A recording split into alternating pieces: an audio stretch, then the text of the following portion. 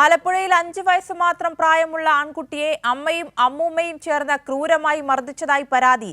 ചേർത്തലയിലാണ് സംഭവം. അംഗൻവാടിയിലെ അധ്യാപകരുടെയും മറ്റ് രക്ഷകർത്താക്കളുടെയും ഇടപെടലിലൂടെയാണ് സംഭവം പുറത്തറിയുന്നത്. ഇരുവരുടെയും പരാതിയുടെ അടിസ്ഥാനത്തിൽ പോലീസ് ഇടപെട്ട് കുട്ടിയെ ചൈൽഡ് ലൈൻ കൈമാറി.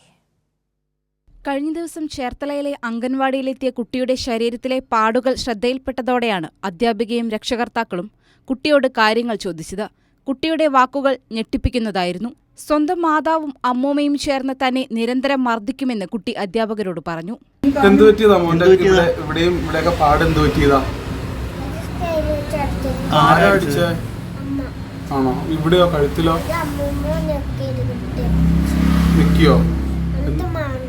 ആണോ? എന്താ പറഞ്ഞു? ഇതിനു മുൻപും അമ്മയ്ക്കെതിരെ പോലീസിൽ പരാതി നൽകിയിട്ടുണ്ട്.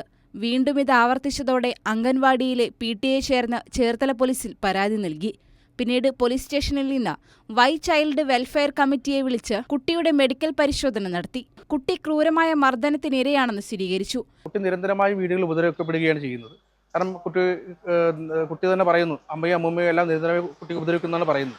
പക്ഷെ അമ്മയുടെ ഞങ്ങൾ വിവരങ്ങൾ ആരാഞ്ഞപ്പോൾ ഞാൻ ഉപദ്രവിക്കാറില്ല, അമ്മയും ഒക്കെയാണ് ഉപദ്രവിക്കുന്നതെന്ന് പറയുന്നു. എന്താണെങ്കിലും കുട്ടി നിരന്തരമായി ഉപദ്രവത്തിന് ഇരയാകുന്നുണ്ട്. കുട്ടിയുടെ ജീവൻ സുരക്ഷിതമായ നിലയല്ല ഇപ്പോൾ നിൽക്കുന്നത്. അതുകൊണ്ട് തന്നെ ചൈൽഡ് ലൈൻകാരെ ഈ കുട്ടിയെ ഏറ്റെടുത്തുകൊണ്ട് കുട്ടിയെ സുരക്ഷിതമായ കേന്ദ്രത്തിലേക്ക് മാറ്റണം എന്നുള്ളത് തന്നെയാണ് ഞങ്ങൾക്ക് അഭ്യർത്ഥിക്കാനുള്ളത്. പിന്നീട് കുട്ടിയെ ചൈൽഡ് വെൽഫെയർ കമ്മിറ്റിക്ക് കൈമാറുകയായിരുന്നു. നേരത്തെ പിതാവ് കുട്ടിയെ മർദ്ദിക്കുമായിരുന്നു. മർദ്ദനത്തിന് കാരണമെന്നത് വ്യക്തമല്ല. PTA ഇടപെട്ടതോടുകൂടിയാണ് കുട്ടിയെ മർദ്ദനത്തിൽ നിന്നും രക്ഷപ്പെടുത്താൻ സാധിച്ചത്. കൈരളി ന്യൂസ്, ആലപ്പുഴ.